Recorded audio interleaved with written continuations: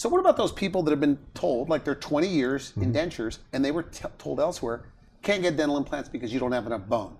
Yeah. You say that's not the case anymore. Yeah, and it's a common thing that I hear. I get lots of patients that have been elsewhere that say, you know, they were told they don't have enough bone. There's so many things that we have available to us today. How we can build bone. There's ways that we can do blood concentrates that send signaling cells that say, hey, I need more bone. And there's all these procedural things that we can do that we can build bone. Or we can place implants in different areas to make sure that we have sufficient foundation for whatever teeth that we put in there.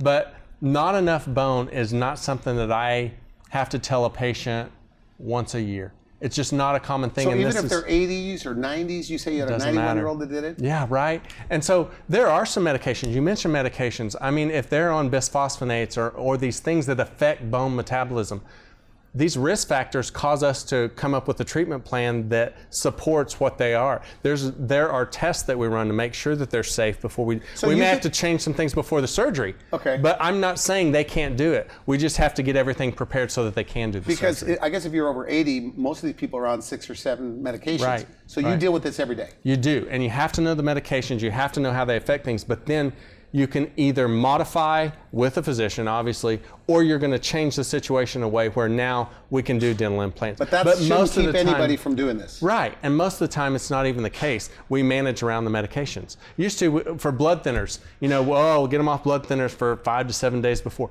It's rare that I change that. Oh, really? Yeah, because they're at a higher risk for stroke at that point. If we're having clots, I don't want that, so we minimize all that. If you're on a blood thinner, it is rare that we're going to change that.